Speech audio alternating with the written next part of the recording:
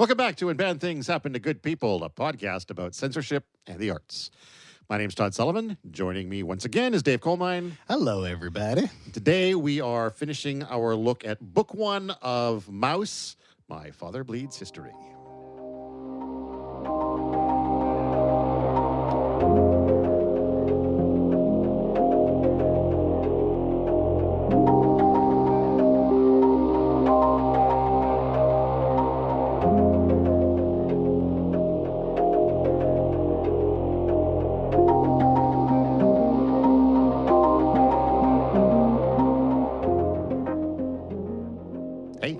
How you doing?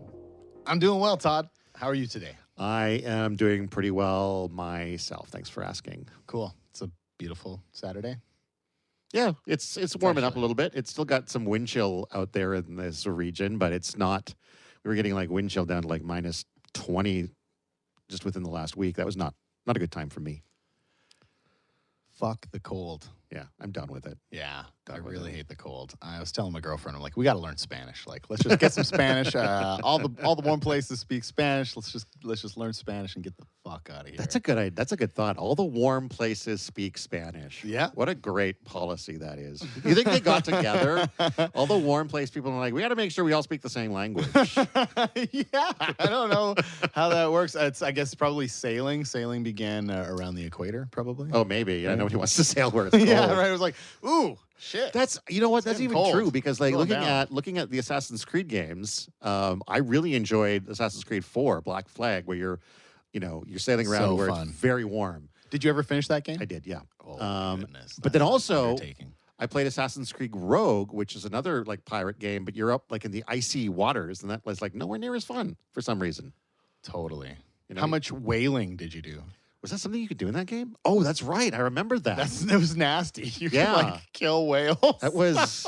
I did a little bit of it. Now that you bring it up, once maybe, and I was like, I'm not. That is the truth. I touched the whaling mechanic once to be like, what? And I was like, nope, not killing whales. That's pretty brutal. You could get resources to purchase the things that the whale resources gave you. You know, right? You could just use money to get around it, which was thankfully a way you to could get let through other that. people kill the whales for you.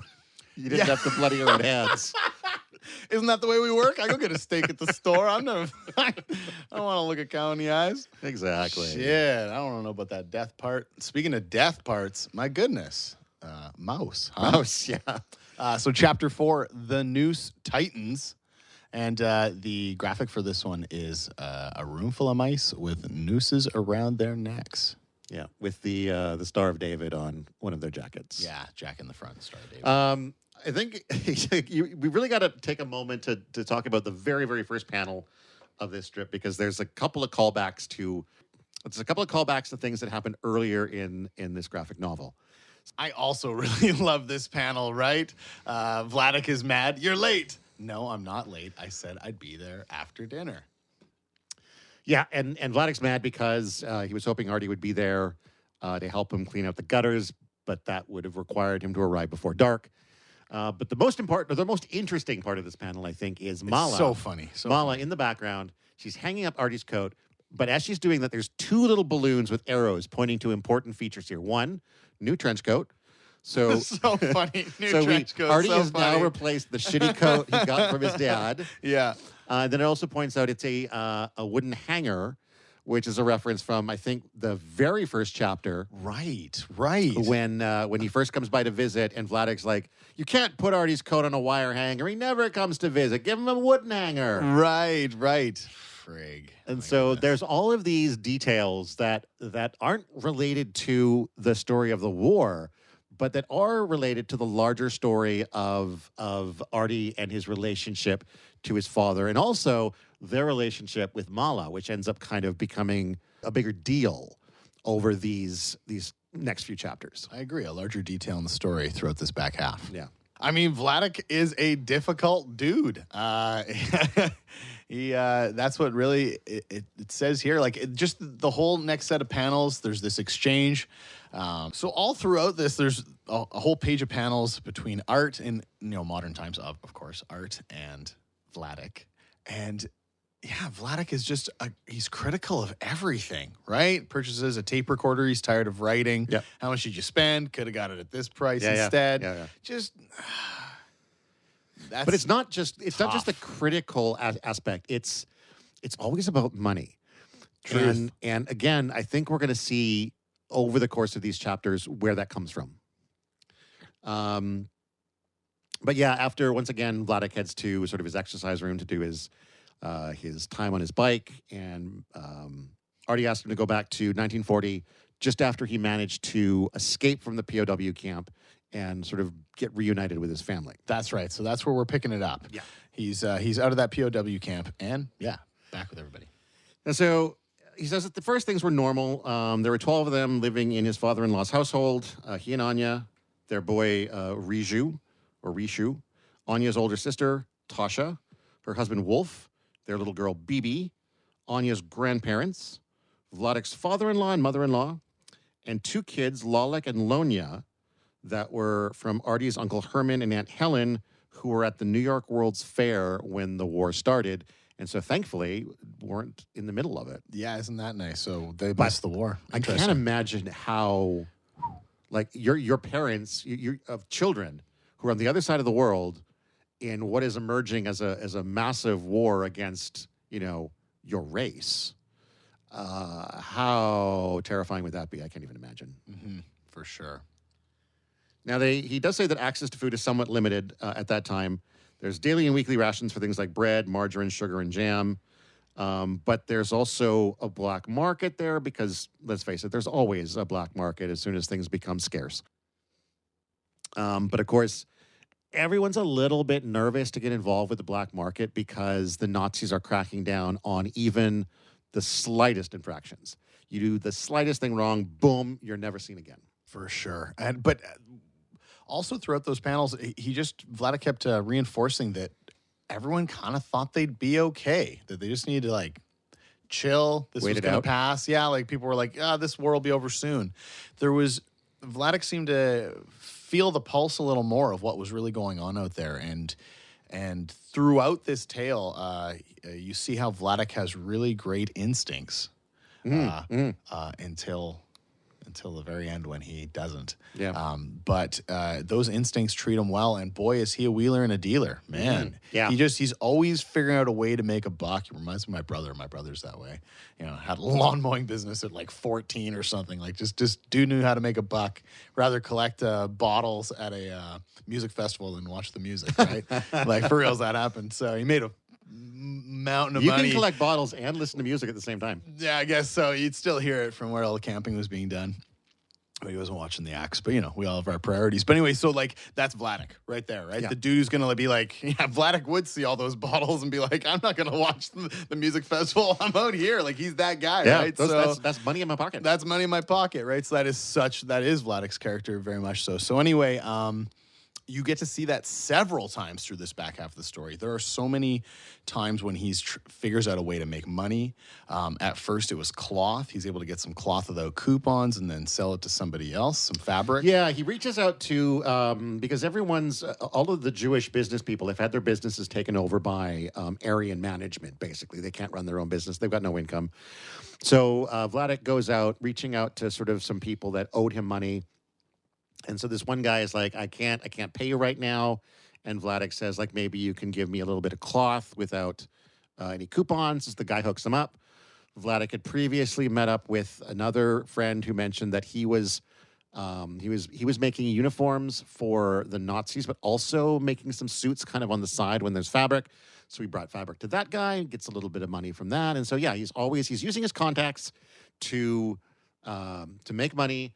And then even goes so far when he brings the money back to the rest of his family, he lies about how much he had so that he could tuck some of it away, knowing that the family would have just spent it all. Totally, right? And of course, he is with his in-laws, right? No direct family in this whole place, like 12 of them or whatever it is. There's like 3-4 generations here. And he's the only one who goes out on the street and pulls in cash. And like, just like, props to you, dude. Like, pounded on that one, man. Like, shit, right? Like, and the matriarch of the family, the father, was just like, yeah, look at this guy. Can go out and make some dough, and good for him. Only one who can. And so I don't know if you want to Big go back. props. You mean patriarch if it's a father. Yeah, there we go. I don't know what I said. I think you said matriarch, so I was going to give you the chance to go back and do that line again if you want. I'm dumb. It's Okay. all good. Thanks for correcting me. I appreciate that. So there you go, listener. Now you know what the correct word is. Later, as Vladek is going around town, he manages to avoid getting swept up in this Nazi group that comes through town, wanting to check everyone's papers. He kind of sees it goes down, pulls himself into a business to sort of like hide away briefly, but watches about half of this group of people being carted away, and sort of gets the sense that like this is getting more and more serious. Right, and this continues to happen throughout the tale. Like he just tucks himself away, runs into somebody he knows. It just he finds ways to get through. Vladek, slippery fish. Yeah, he does get some assistance from his father-in-law, who tells him he can get him a priority work card and brings him to a place where he can basically pretend to work if the Nazis roll through again, looking for anyone who's like not being productive. And I think that seems to be their issue here. Like, if Jews aren't doing something to benefit society, specifically German society, they're not of any value to them. So as long as you're a valuable worker and you can prove it, we'll let you hang around for now. Yeah, and so to keep money going, they start selling bedroom sets, all sorts of stuff. Initially, actually, they hide. So what it is that the Nazis are going around and they're stealing all the bedroom sets because they can't find any beds for themselves. And so they go and they hide all of their furniture in a nearby basement, a friend's storage, and keep just one bed for an elderly, the grandmother, right? So she can, anyway, so they were able to keep the one bed. But then later, learn of the opportunity to make some money selling that furniture, sell it, and the Nazis are like, yeah, and we're coming back tomorrow for your wife's bed. Yeah. And also, we're not paying you for this stuff either. No, exactly. So so this keeps happening. Like, you can't trust anything that's going on. Yeah. Right? So at the end of 1941, Vladek says that all the Jews were moved from their homes into a new area where the 12 of them had to live in 2.5 small rooms. This wasn't quite a real ghetto yet because they were still allowed to move about to other areas of the town, but they did have to be back in that area at night. So there was a curfew on them, and they were forced to live in much smaller lodgings than they had before. And I think Vladek even said that at 2.5 rooms for the 12 people, that was more than many had, and it was in part because of family members being somewhat connected to appropriate people in the German forces in order to sort of like pull favors. And then news comes of the arrest of several of the people that Vladek had been doing under the table business with, as Vladek has continued to figure out ways to make money. And unfortunately, the next morning, they are hung.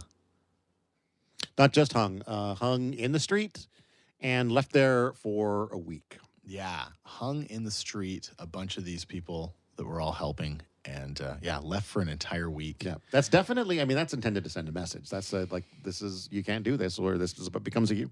Yeah, Vladek says, I was frightened to go outside for a few days. I didn't want to pass where they were hanging. And maybe one of them could have talked of me to the Germans to try to save himself. He says, when I think now of them, it still makes me cry. Look, even from my dead eye, tears are coming out. There was one really cool exchange. The sugar. The wheeling and dealing. There's this one time, Vladek's in the street. Now he's running sugar. He's got like what was it? He had 10 or 15 kilograms of sugar, okay? So that's like 35 pounds of sugar on him. This is like and way more than a single Jewish person should have. They're not allowed to have, I think they can have half a kilo most. And so like it was just funny, it's like drugs. But anyway, so these Germans catch him and are like, what are you doing? And he was about to do like a back alley deal. And so he goes, well, I've got sugar. He had to just like own up to it.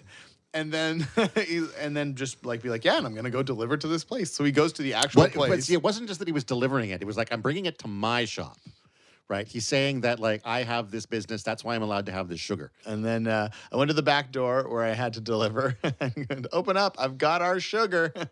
And they let me go without even checking my papers. And obviously the guy at the store there was also, like, didn't know what was going on, but just went with the tail. Yeah. You know, didn't correct him as far as, like, it's not our grocery store. It's my store and my sugar. Give me that. Like, he just Because it was probably a back alley sensed deal. Save both their lives, and they are both mice. Yeah.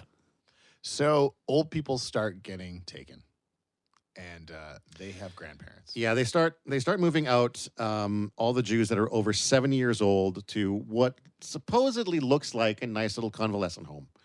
And the grandparents here are, he says, in their 90s. Yeah. But they don't, they've been together for years. They've always lived in the same house. 40, I think it was. Yeah. 50, something like that. And they don't want to split the family up. And so they decide to make a little hidey spot. Mm-hmm. Yeah, family together for 70 years. My goodness. And so they make a hidey spot in with a false wall in a storage shed. Now, unfortunately, the authorities have records of those grandparents' existence, and since no one filed papers for them to move somewhere else, they're like, where'd they go? And the family is like, we don't know. They left like a month ago. And that's fine for a while. But gradually the police, and again, this is Jewish police, which Vladek points out he thinks trying to, like, save a larger number of people by maybe throwing a couple of them to the wolves. Yeah, and these people didn't have papers and are unaccounted for, these grandparents. And so they keep coming back to the family, and eventually the Vladek's father-in-law is arrested. And at that point, the father-in-law contacts the rest of the family and says, look, they're going to keep coming after all of us if we don't give them the grandparents. So they do probably the unthinkable and hand them over. And so... but they thought it was to... the convalescence home that was first this mentioned. Convalescence home that they were going. But then the bottom panel. But they went right away to Auschwitz, to the gas. Yeah. A few months after that, there's a message that all Jews need to go to the Dienst Stadium, not sure I'm pronouncing that right, and have their documents stamped. Of course, many people are nervous about what this means and what will happen, but they're also just as nervous about what not attending might mean. Yeah, exactly. But eventually, Vladek ends up deciding to go. Everyone goes. Everyone goes. Everyone came very nice dressed. They tried so that they would look young and able to work in order to get a good stamp on their passport. Now, according to Vladek, old people, families with lots of kids, and people with work cards or without work cards were sent to the left, which is the bad direction. Yep. Whereas anyone who was sort of able-bodied, including Vladek and Anya, go to the right. And he says it's about 1 in 3, or roughly 10,000 people that were left in the city there. Mm-hmm. They had a cousin who was working for the police. And so that was one of the reasons they decided to go, is they thought they could go to their cousin's table and get through. And all did, except for Vladek's father. Right, but he chooses, I think, to go. There was somebody who chose to go back. It was his daughter. That's right. His daughter gets pulled to the left, and he's like, no, I can't let her go. Yeah, that's what happened. Yeah, you're right. Which, I tell you, I can totally relate to that. Yeah, Fela. Fela had 4 kids. That's right. So then Fela, which is Vladek's sister? No, it's the same cousin, maybe. Yeah, I don't remember. There's a lot of family members in this. For sure. And so Fela had 4 kids and therefore was going to the bad side. And so Vladek's father decides to go with her. He sneaked over, and those on the bad side never came any more home. Yeah. And that's the end of chapter 4. Chapter 5 is called Mouse Holes. And it opens with Artie getting a phone call bright and early in the morning from Mala, who's freaking out because Vladek just tried to get on the roof and clean the gutters by himself. Right. got dizzy. Somehow she helped him down. Now Vladek gets on the phone, is like, you got to come over here and help me. And Artie's like, nah, I can't. Yeah, and it gets into a little bit of what it was like to have Vladek for a father. And I could understand it being difficult, that constant, I don't know, just, I don't know what to call it. Just judgment, I guess. It's judgment, but I think it comes down to, like, it's his refusal to pay anything more than absolutely necessary. Because Artie points out that his dad can easily afford to hire some guy to come over and clean out the gutters. Yes. But Vladek won't do that. And it becomes clearer as we move through these chapters that it's because of how many times through Vladek's experience in the war that the fact that he had saved something, some kind of money, some kind of valuable, was what left him able to survive. Yes. And I can understand how going through an experience like that where survival was related to saving everything would ingrain it in your mind that, like, frivolous spending is how you die. Yeah. Right. Yes, that is a heck of a concept right there. And I guess that is Vladek. Yeah. So Artie joins Vladek in his shed, his shop, and Vladek is pretty distant, pretty cold. Says, go inside, I'll see you soon. So Artie goes inside and talks to Mala about it, and finds out that Vladek had recently, in the last couple of days, read an old comic that Art Spiegelman had created years prior, something called Prisoner on the Hell Planet, a case history. And this is really, really interesting, I think, because what Art does is he basically reprints the comic inside of Mouse. Yeah, the pages are a little askew. Yeah. Some of the words are missing. He says, first of all, it appeared in an obscure underground comic book. I never thought Vladek would see it.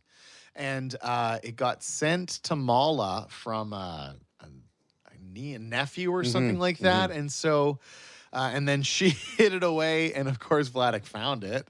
And it's really wild. The content of Prisoner on the Hell Planet, it's about Art's mother, Vladek's wife, Anna, who's perished prior to this story starting. And we find out that she committed suicide. Yeah, and so the story of Prisoner on the Hell Planet is basically Art telling the story of his mother's suicide and the effect that it had on primarily him, but also the impact on the larger family as well, particularly his father. He spent some time talking about kind of how overwhelming his father's grief was dealing with this. Yeah, it seems like it was pretty tough. I was expected to comfort him, and then it's mother, as Vladek's crying into Art's arms. The whole funeral, it's cool. I really like the art style. Yeah. It's, boy, oh boy, it's tough and it's real. It's more artsy, you know? Yeah, this definitely looked like an underground comic. Very much Right. so. Yeah, much more an underground art style. It's harsh. It's tough. I really quite enjoyed it. Is that a 1972 date at the bottom? I was trying to make that out. 1972. Yeah, it looks like it. Yeah. So Mala responds, and I think Art does as well. They just didn't expect it to be so, like, real. I think Mala says it. It's just like, wow. Yeah. So I didn't know comic books could be so true, real, like, emotional, you know? You know, even Vladek, when he comes in, says that, like, I cried when I read it. It was so personal. Yeah. But very accurate, objective. I spent a lot of time helping out here after Anya's funeral. It was just as you said. Yikes. And now it's time for RT to join his father as they walk to the bank and continue the story. Back to 1943, when the Jews in, again, I'm probably going to pronounce this wrong, Sosnowiec, are told to move to a nearby village called Strugula. And I thought this was an interesting element of that. They have to move to Strugula, and then the Polish people who lived in Strugula were moving to Sosnowiec. But the Jews who were moving had to pay for the Poles to move. To move into their homes. Yeah. Yeah. Messed up. Like What's going insult on? to injury, like mad. It's all just so bizarre. And it slowly got worse and worse. Like they slowly whittle everybody down. It didn't happen all at once. No. And No. I really thought, I've never really considered it too much, but I didn't expect it like this. And it makes a lot of sense that this is how a government slowly whittles away a society. Like it's not all at once, and I've heard that said before. It's not all at once. It happens slowly. And here you see that, it's just the elderly, whatever, right? Yeah. At first it's people that aren't us, right? It's far enough away that we think it's going to be over soon. And now it's like, it's just the elderly. And then, it's just, they got a lot of kids. We're still workers. And it's slowly. But yeah, you get rid of the families with lots of kids because you can't afford to feed them if they're not like being productive. Yeah, it's all Right? about That's productivity. food being taken out of German mouths. Yeah, So, they're trying to take over the world. Yeah. Right? So. But yeah, again, that's the thing. As long as you can be beneficial to German society, they'll let you stick around. But then what it requires to be beneficial to German society just narrows and narrows and narrows. Right. Until there's just fewer and fewer and fewer people left. Right. So they're living in Strugula. They're being marched back into Sosnowiec to work. While that's going on, Wolf's uncle Persis comes to visit the family. He's a kind of a big shot head of the Jewish council in a place called, I'm going to get this one absolutely wrong, Zawiercie. He's in a position where he's able to sort of like, he's in good with the German authorities in his area and feels like he's got a little bit more security than they do here. And so what he wants to do is bring some of the family to live with him. And that includes Wolf, Tosha, Bibi, Lonya, and Rishu. Now, it's interesting to note that earlier on, somebody had offered to take Rishu off of Anya and Vladek's hands and put them someplace safer. And Anya was opposed to that. Right. Yes. Very early on. Now, at this point, they do decide to do it. And I get the sense that it's just because the stakes are always getting a little bit higher day by day. Mm-hmm. And at this point, it is clear that things are a little bit more dangerous here, and they do want to keep their children safe, obviously. Right. And so this guy's able to brag that he has a 90-year-old father who still lives with him. 90. This was 1943. It wasn't left any other Jews that had 90 years. Exactly. That's fucked up. Everybody over 70 had been shipped off, right? That's fucked up, man. Just everybody over 70 and your whole society is dead. That is terrible. And so as those family members depart, Vladek says, it was the last time ever we saw them, but that we couldn't know. And then I've got another quote here. That spring, on one day, the Germans took from Strugula to Auschwitz over 1,000 people. Most they took were kids, some only 2 or 3 years. Some kids were screaming and screaming. They couldn't stop. So the Germans swinged them by their legs against the wall, and they never any more screamed. Yeah, that's absolutely wild. I mean, it does kind of cut to Vladek in present day saying, this I didn't see with my own eyes, but somebody the next day told me, and I said, thank God and bless Persis that our children are safe. Mm-hmm. Yeah, so there was this previous opportunity to get Riju put away somewhere safe. And it's mentioned at that point in time that those people did survive the war. Yeah. And this is the second opportunity, and they send them away. But And unfortunately, it doesn't go well. They're never seen again. They end up later finding out that Germans ended up sort of shutting down that area. They killed, what was his name, Persis? They killed Persis and the rest of the council. Yeah, and they're evacuating Zawiercie. Yeah, and everybody was going straight to Auschwitz. Yeah. And what's her name? This one person who was left was Tasha. Yeah, Tasha. Tosna? Is that Tosna? I have Tosha. Okay, Tasha. Tasha is like, no, we're not going into their gas chambers. No, I won't go to their gas chambers, and my children won't go to their gas chambers. And so apparently she always carried a little vial of poison with her in case something like this happened. And I guess, at this point in time in the war in those countries, you had to be aware that this is something that could happen. And so instead of going to the gas chambers, she chooses to poison herself and the 3 children there. Yes. Which, again, includes Riju. Yeah. Yeah, I mean, it's tough. It's tough to have that choice taken away from you, right? For someone else to decide that. I don't know. To kill. Well, I mean, no matter what, whether you think it's poison Auschwitz here, would have been a death anyway? I think so. so. I think you that's think what they death expected. was inevitable? Well, I mean, probably not. There are people who survived Auschwitz. Yeah, I know. Like, it's that whole clamoring and maintaining some degree of hope. Yeah, that's tough. It's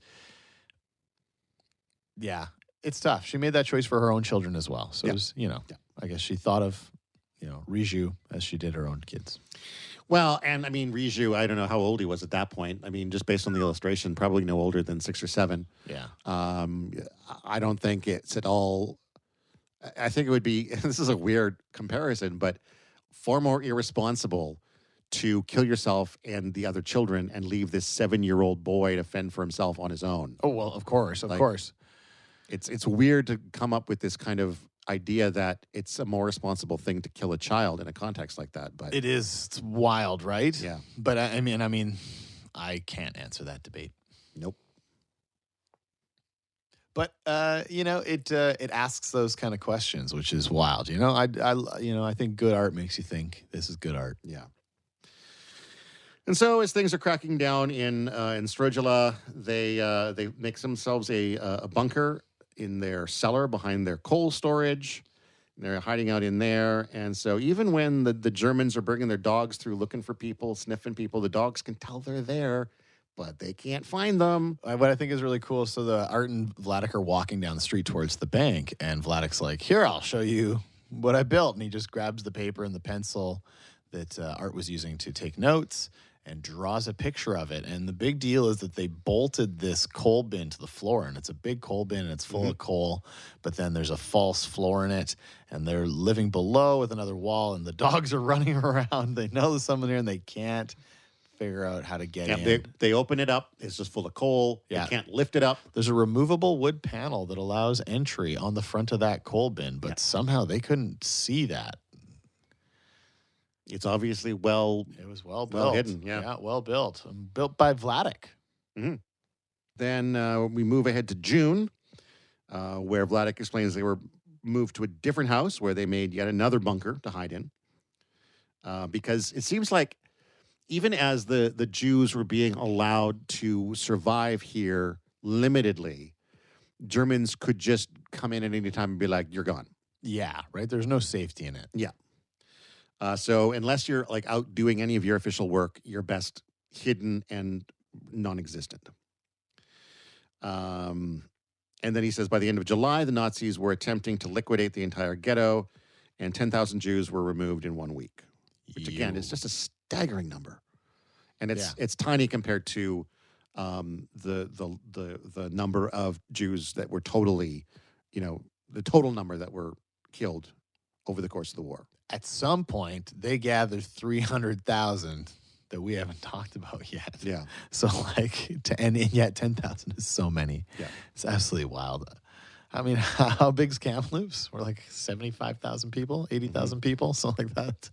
It's wild to imagine 10,000 of them gone. You would notice. Holy yeah. Fuck, for sure. So they've got this second attic hiding place, second spot they're at, attic hiding place. They go out looking for food. They open this chandelier secret entrance. It's behind the chandelier. And someone's down below, a Jew. Yeah. But a Jew working for the police, we think. Well, so at first he says, I've got a wife and a 3-year-old who's hungry, and I'm just looking for food, just like you guys. So they literally give this dude food. Well, they do first think like we should kill this guy. Yeah, because we don't know. There are suggestions of killing him, but they give this dude food and send him away. Yeah. Next day, Germans are there. Yeah. Next day. Boom.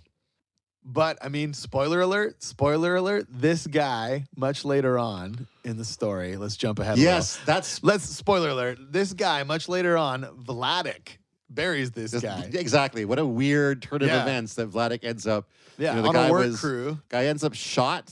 Yeah. And Vladek, working on a burial job, ends up burying the guy that sold his family out. So yeah. Weird turn of events. That is fucking wild. Yeah. But yeah, that guy, I guess, karma got him. So after they're captured by the Gestapo, they were taken to a building in a part of Stragila separated by wires that Vladek describes as a ghetto inside of the ghetto. While there, and from the sounds of it, there's sort of weekly trucks sent to Auschwitz from this location. Yeah. And they've got 5 days or so until the next Auschwitz shipment. And so while he's there, he looks out the window and spots his cousin in the courtyard and is like, "Can you help us?" And the cousin says, "Not really." And then Vladek makes some sort of motion to show that he's got valuables. He's got some way of paying him. Vladek always has. Always. Yeah, always got some money on him. And always again, got a way to pay. This, I think, is a very large reason of why he was able to survive. It's always him paying somebody. Always. Greasing a wheel, doing something. Yeah. I can't believe how long he was able to maintain that. Yeah. And so the cousin is like, "Okay, I'll see what I can do." The next day, a Jewish policeman comes in and is like, "We can get you and Anya and your nephew out, but we cannot get your mother and father-in-law out. Right. They're too old." They're too old, yeah. And Vladek is like, "Look, you got to see what you can do. I'll make it worth your while." So that day, the nephew gets smuggled out, basically helping the people are bringing in food, and then these empty containers are being brought out. The nephew helps carry the thing out. Next day, Vladek and Anya go out the same way. But even though the police officer was happy to receive the extra bribe money to get the in-laws out, he wasn't willing to actually do the work. Right. The in-laws stay there, and off to Auschwitz they go. Yeah, on Wednesday, the vans came. Anya and I saw her father at the window. He was tearing his hair and crying. He was a millionaire, but even this didn't save him his life. Yeah, even as paying people, greasing the wheels is helping to keep some people alive, it's not always enough in this situation. By the end of 1943, there are very few people left in Stragila who haven't been sent to Auschwitz. He has a friend named Milok who brings them to this shoe factory and shows them there's a tunnel inside of a bunch of shoes that leads to a bunker where there's about 15 or 16 people could hide. And so he goes to tell his nephew, Lolek, about it. And Lolek is like, "I'm sick and tired of hiding. And I'm a skilled worker. I'll be fine." And of course, he wasn't. He's almost sent to Auschwitz. He's like also the next sent day. to Auschwitz. Yeah. Which leads Anya to just have a breakdown. Like almost practically her entire family is gone now. Yeah. And she just wants to die. But Vladek tells her, "No, darling, to die, it's easy. But you have to struggle for life. Until the last moment, we must struggle together. I need you. And you'll see that together we'll survive." Soon a day comes where they do need to hide in the bunker with 12 other people. They're sneaking out to find food, but finding very little. They're all kind of slowly starving. They're at one finding point. none, basically. Yeah. They're chewing on wood They're chewing on wood just because it feels like eating. Yeah, for sure. There were 2 bunkers. Was there? Yeah, there were 2. And so the leader who kind of put this whole thing together was in the other bunker, comes to them and says, "Okay, enough's enough. I'm not going to starve here. I've greased some guards. They're going to get us out." And Vladek says, nope, we're not going. He could sniff it. And there were some other people in his bunker who were like, you know what? If I will go at the day Vladek says it's okay to go, because that'll be the day that it is. And even paid Vladek a little bit for consultation. He had like 4 items, and he was like, well, those people are going to need those items, so I took the small watch. He did take something. Yeah, he did. He didn't do it for free. Exactly. He didn't do it for free. But he also recognizes how important it is to have those things. Yeah, so he didn't want him to spend them all. You keep some too. Yeah. But and so when they are escorted away the next day by the guards to get past, Vladek hides around a corner just to see how it goes. Here's gunshots. Here's gunfire and runs the other way, never looking to see what happens, knowing exactly what happened. Yeah. Holy crap. The cats took all their stuff and killed them all. And eventually, there aren't apparently any people left in Stragula, so the Nazis clear out. Yeah, there were 3 days without any guards around. Yeah. The guard tower was empty for 3 days. They thought it was probably safe. And so they go with some Polish people to work. There's a work crew that walks a road, and they just kind of try to file in with them. Now, at this point, Vladek and Anya are kind of on their own. They don't really have anywhere to go. And that's where this chapter kind of closes as Artie and Vladek arrive at the bank, where Vladek gives Artie a key to his safety deposit box, which contains some of the valuables that he had collected during the war that he still has to this day. Yeah, wild. But yeah, it's, again, I can't think of, like, try to imagine the emotional and psychological value of these objects that were such a part of your survival, not just like your survival in the sense that I had money, your survival in the sense of you weren't killed. Mm-hmm. And I think he talked about some of these were ones that he had like thrown down the chimney at one point. Oh, that's how it worked. Yeah. So he stuffed a bunch of stuff below a chimney. Sounded to me like maybe where soot and stuff would be below, because he said he had to dig down below to get it back. But he hid a bunch of items there, and then after getting out of Auschwitz, went back for it. Yeah, and got them after he got out of Auschwitz. He cared to go get them, which in a way I think I would too. Of course. But it's really cool that he did. That's chapter 5. Now we're in chapter 6, Mousetrap.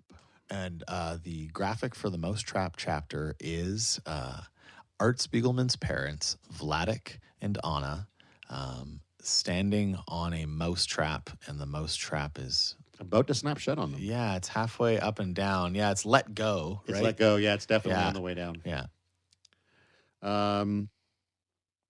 Once again, Artie goes to visit his father, who's not in the house immediately, so he has a chance to talk with Mala, who's becoming increasingly frustrated with Vladek and just how cheap he is, going so far as to suggest that Vladek married her because she was the same size as Anya and he wouldn't need to buy her any new clothes. Yeah, right? And he did try to offer Mala Anya's wardrobe. He's like, clothes? Look at this. You got all these clothes. Yikes.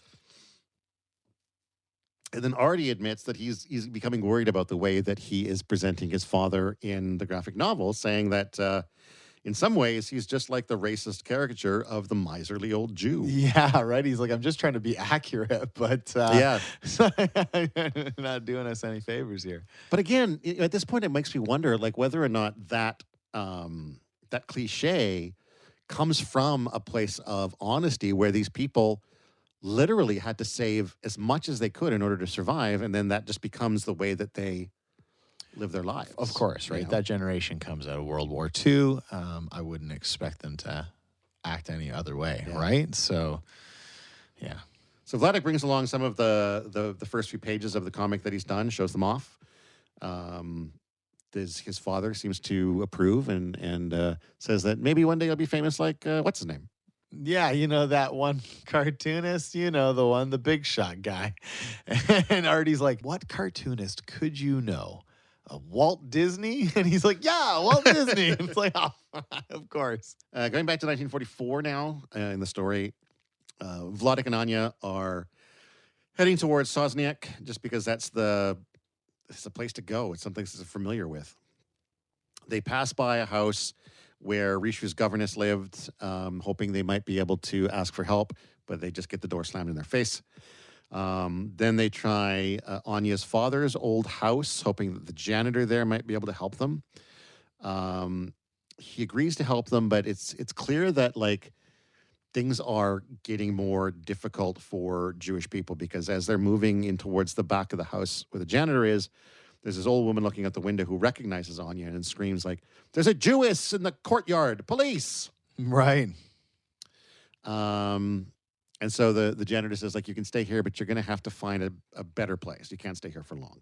They go back and forth between different hiding places. They just keep paying whether they can. At some point, they're hiding with a woman whose husband comes home, and she has to hide them downstairs in a cellar where there's rats. Yeah. She doesn't even come for 3 days. They're living on sweets, like on little mints, little candies, yeah. Right? Turns out the husband was getting suspicious. Then he left. It goes on and on. It's really tough. At one point, Vladek's out walking, and the kids are yelling like, a Jew, right? The Poles are, these little kids. And so he has to go up with and greet them with Hail Hitler. Yeah, exactly. To prove that he's not. Exactly. He's got to remain chill. And he always remains cool, calm, and collected, and just continues to do the right thing, pay here and there, help out where he can. Now, at one point, while they're moving between the different houses, he finds out that there was a couple of people there who were successfully smuggled into Hungary. Right. And Vladek gets the idea that this might be what they need to do to get to safety. Right. And as he starts to kind of get that in motion, he goes and reaches out to an old acquaintance who had helped him, Mylok, who had helped him get through the escape in the shoe store. And Mylok is basically living with his wife and 3-year-old child in this tiny compartment inside of like a garbage waste containment box. Yeah, it's like a place to throw waste. It's a big pit, and there's some people who are living in this garbage pit. Yeah. Somehow surviving. They said the rotting garbage helped to keep it warm. Keep them warm. Crazy thing, the mice in the garbage hole survived the war, guys. Yeah. They made it through. They also the reason that Vladek went to visit them is to let them know that where he was staying would be available once he went to Hungary. Yes. So by staying where Vladek had been staying, they survived the war. Mm-hmm. Which makes you wonder what would have happened to Vladek had he just stayed there instead of trying to get to Hungary, because going to Hungary ends up being a bad idea. Yeah, exactly. Anya doesn't want to go. It takes Vladek a very long time to convince her. He'd already paid half the deposit.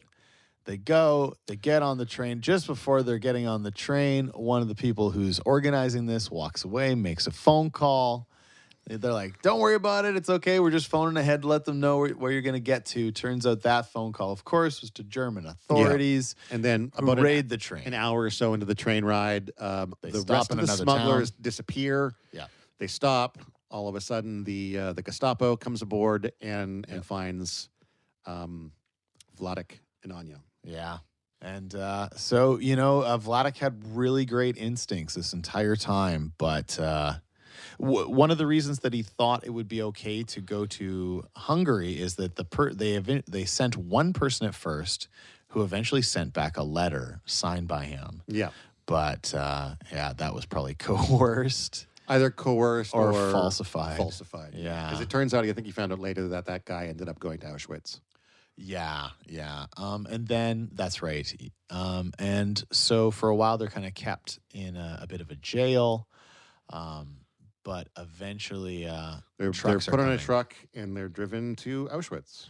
There is this panel of this large shipping truck, like kind of a semi-cab with a big box, and on the side of it is a swastika, and and all the people are at the back and dudes with guns, and it's another one of those images that, like, oh yeah, shit, they would have fucking shipped them in trucks and put swastikas on the sides of the fucking trucks, like. It's all about branding. Oh, man. That's so, like, who wants to be bragging? It's just so wrong, man. It's just so wrong. And so They arrive at Auschwitz. We knew the stories that they will gas us and throw us in the ovens. This was 1944. We knew everything, and here we were. And then Artie explains that very quickly the men and women were separated, and Anya went her own way. And that's when Artie chimes in, like, it'd be this is why I need to get Anya's journals. There's been all of this talk about Anya's journals. She was journaling. The journals that she kept were burnt or destroyed, but she rewrote them when she got back from the war. She rewrote all these journals. And so Artie's been trying to find these journals in, like, you know, Art's kind of, in Vladek's study or whatever the hell it is. And he's got all these, like, he got 3 copies of a calendar from like 1 year from a bank that he probably didn't go to, and like old menus, and just keeps everything. And after he moves it all around, Mala's like, put it all right back where you had it, or I'm going to get shit for it. And so here we are, and Art's saying, like, Vladek, like, I really want these journals. They would be so helpful for this. And Vladek finally admits that they're not around anymore. Vladek remembers what happened, that he was these notebooks and the other really nice things of Mother. One time I had a very bad day, and all of these things I destroyed. He's like, you what? After Anya died, I had to make an order with everything. These papers had too many memories, so I burned them. You burned them? Christ, you have saved tons of worthless shit. And yes, it's a shame. For years, they were laying there and nobody even looked in. Did you ever read any of them? Can you remember what she wrote? No, I looked in, but I don't remember. Only I know that she said, I wish my son, when he grows up, will be interested by this. God damn you, you murderer. How the hell could you do such a thing? As Artie is yelling at his father. I can understand that perspective. I mean, murderer seems huge, but at the same time, like, that's the last remains of your mother.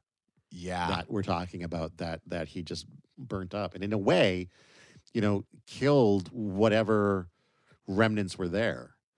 And I have to say, I think Vladek could have avoided saying, like, oh, by the way, it said that she really wants you to read this one day. That's just it.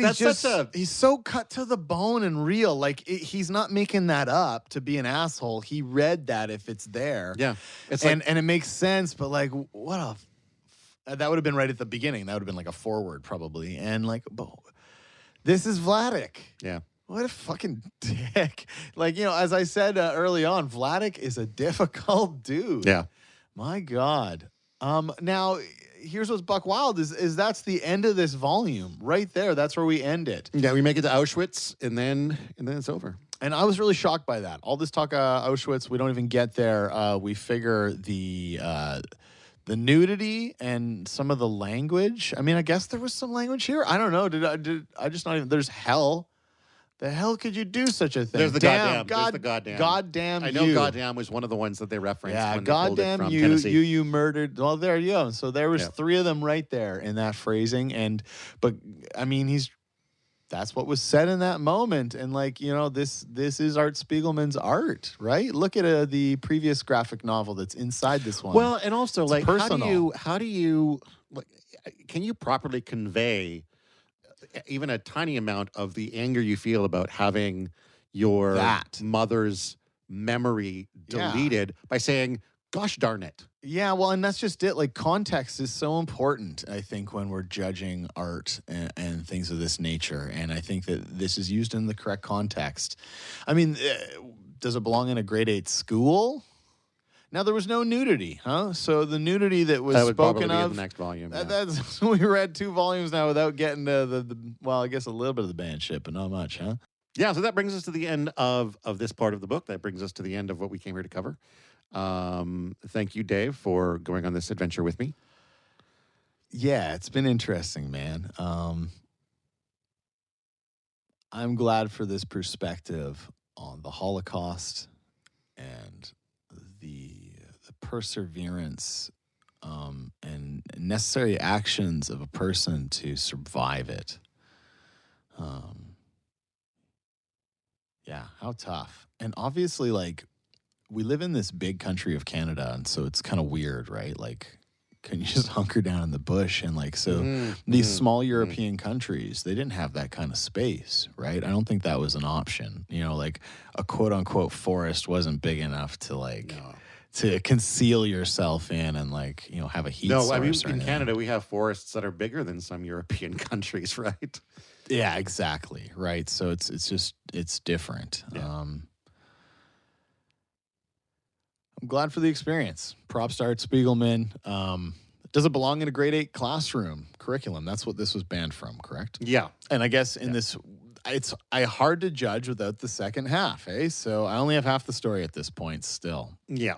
Okay. Well, and we'll, the jury is out. We'll save our thoughts on that as well until we do the wrap up anyway. Yeah, you think so? Okay, well, there you go. I mean, so here's the deal. It would have been published as one bound volume of... It's available in two different versions. Like you Yeah. can buy the book 1 and the book 2 separately, and then there's a volume with both of them together. And that is probably the version that they had in schools. Either that or they were banning both volumes and just sort of had them both under the label of mouse. Yeah, okay. Either way, it's definitely one complete work that I think is meant to be absorbed as a single thing. All right, so there's more. Yeah. And thank you guys for listening. This has been When Bad Things Happen to Good People. I'm Todd Sullivan. I'm Dave Coalmine. Until we meet again, read a fucking book.